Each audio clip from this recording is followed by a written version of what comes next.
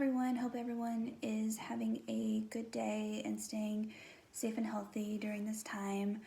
The question that I chose was from chapter 11, question 2, and it states, what is black, white, and gray propaganda and how do they differ from one another? So I first want to start off with just stating exactly what propaganda is. I'm sure we all know, but just giving a little refresher. So this definition is found on page 239, and it states, propaganda involves the persuasive communication process to influence and convert individuals and the public at large, directly or indirectly, through the use of purposely chosen, impartial, or even fabricated disinformation. And the main objective is to reinforce presently held attitudes or change minds in an effort to mold public opinion.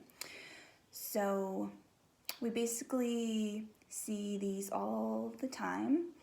They basically could be images found on the television, or we can hear about them like radio advertisements, podcasts, anything media kind of related is how propaganda is usually started. In certain activities today, propaganda may be labeled as public relations, image consulting, news, and information shared by anybody. And this is found on page 240. So the question is, what is black, white, and gray propaganda? So the first one I want to start off with is white propaganda, and the definition is found on page 241 in our book. And white propaganda comes from sources that are openly identifiable, and the message appears to have a high level of credibility. It typically uses standard public relation techniques and is one-sided presentation of an argument.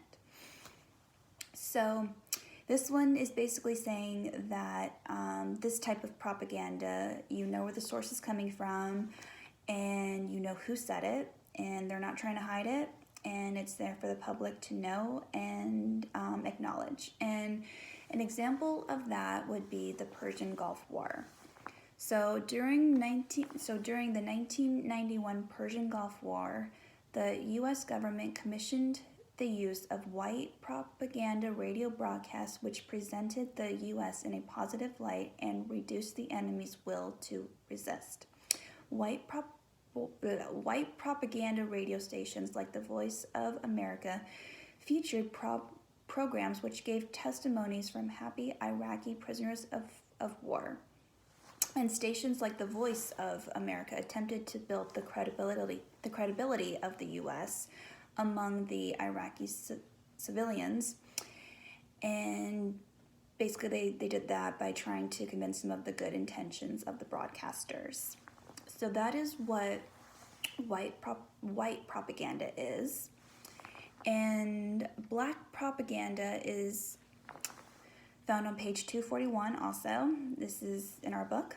It states that sources that are vague, for it seems to originate from one source but actually comes from another.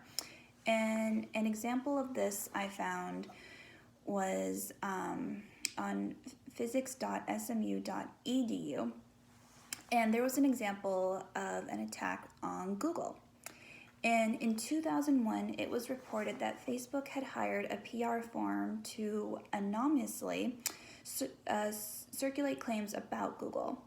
And an investigation by two USA Today reporters found some of the claims true and not true.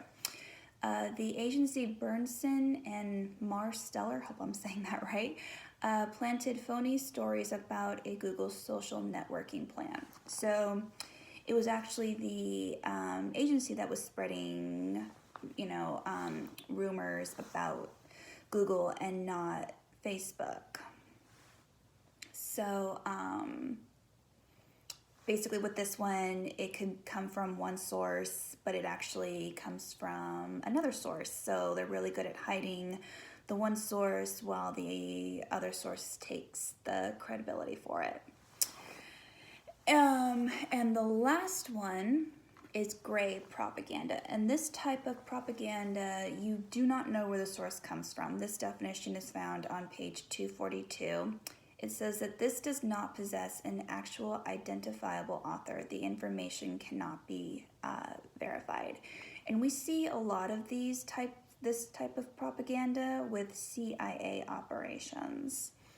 And an example of that I found on powerbase.info.com. It was during the Cold War, and it states, as part of the U.S. government's propaganda efforts during the Cold War, radio stations were commissioned to transmit gray propaganda broadcasts to Eastern Europe and the Soviet Union.